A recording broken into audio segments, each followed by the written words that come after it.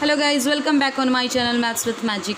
आज हम लोग थर्ड केस पढ़ेंगे। ठीक है, हम लोग क्या देख रहे थे, कंपाउंड इंटरेस्ट कैसे फार्मूला को यूज़ करके हम लोग निकाल सकते हैं।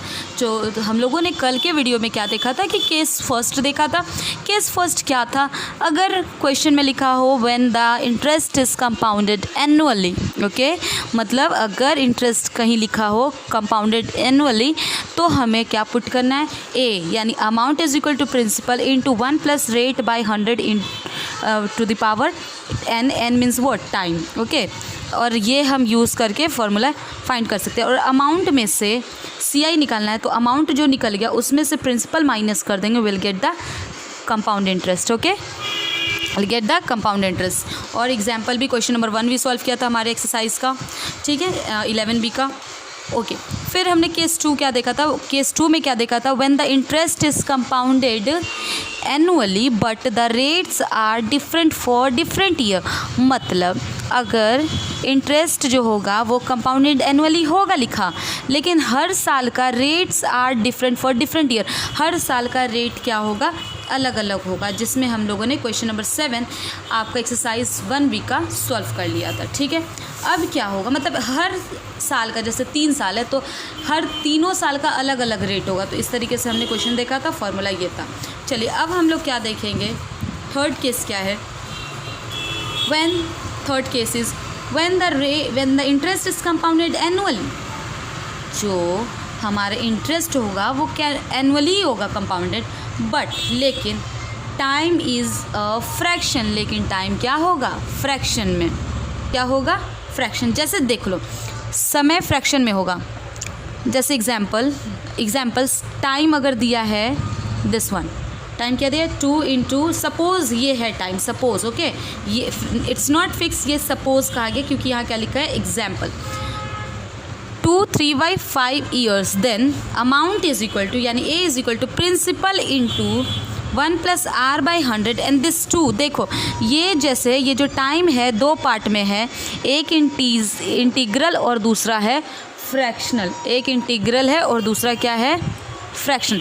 जो इंटीग्रल पार्ट होगा ना उससे यहाँ पावर में लगाएंगे, जैसे 2 था इंटीग्रल पार्ट तो 2 को यहाँ पावर में लगाएं, और जो फ्रैक्शनल पार्ट होगा उससे यहाँ लगाएंगे 3/5 यहाँ। ठीक है, इस तरीके से हम अमाउंट निकालेंगे और जो अमाउंट आ जाएगा उसमें से प्रिंसिपल माइनस कर लेंगे तो हमें क्या मिलेगा, CI। जैसे एक क्वेश्चन बताते हैं हम आपके बुक का, ठीक है, ओके। देखिए क्वेश्चन नंबर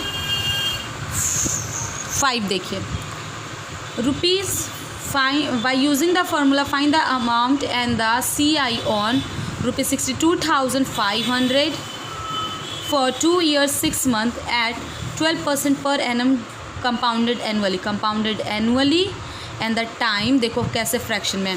पहली बात हमारा क्वेश्चन है ये आपका एक्सरसाइज 11B, ओके, क्वेश्चन है हमारा ये 5th वन, ओके ना। तो what is this question, P is given 62,500, okay, rate is 12%, okay, and now time is 2 years 6 months, 2 years 6 months, okay। now can we convert this 2 years, 2 year तो ठीक है, लेकिन 2 साल तो ठीक है, लेकिन इस 6 मंथ को ईयर में चेंज करेंगे, मंथ को ईयर में चेंज करेंगे तो कितना से डिवाइड, 12 से, ये कितनी बार में डिवाइड, 1/2। तो कुछ इस तरीके से लिख सकते, 2 1/2 years. Can we write it like this. देखो 2 साल 6 मंथ था, तो 2 साल और 6 मंथ को जब ईयर में चेंज करेंगे तो it will be divisible by 12 and this 12 and 6 are divisible with the table of 12, 6 in 1 time, 6 is divisible by 6 in 1 time and 12 is divisible by 6 in 2 times, okay। so can we write 2 1/3 years। now listen what we have to do, we have to use this formula, okay। so first of all we'll find out amount, A is equal to, A for amount, P, it's P, what is P, 62,000 rupees, 62,500 into 1 plus R, what is R, 12%, so 12/100 to the power, यहाँ 2 है, यहाँ n होता है, ठीक है, n में यहाँ पे लेकिन इंटीग्रल पार्ट, ये क्या होगा इंटीग्रल पार्ट, और यहाँ पे ये फ्रैक्शनल पार्ट जो भी है। तो इंटीग्रल पार्ट यहाँ क्या है, दिस वन इज़ 2, तो यहाँ भी 2 हो गया, इनटू नाउ 1 प्लस हियर 100, और यहाँ पे फ्रैक्शनल पार्ट यहाँ पे क्या है 1/2, तो यहाँ पे इस बारी फ्रैक्शनल पार्ट लिखेंगे into r, what is r 12, okay, into 12। Now we don't have to write here any power, okay. Integral यहाँ पे देखो, ये जो फ्रैक्शन होता है उसका इंटीग्रल पार्ट और ये फ्रैक्शनल पार्ट, तो इंटीग्रल पार्ट को यहाँ लिखा पावर में, और जो फ्रैक्शनल पार्ट होगा उससे यहाँ पे लिखा, ठीक है ना। नाउ चलो देख लेते हैं, क्या ये इसे हम ये जो है ना न्यूमरेटर में 1/2 इंटू 12, तो क्या हम इसे कट करके 6 लिख सकते हैं। Can we write this instead of 1/2 into 12, can we write 6, okay.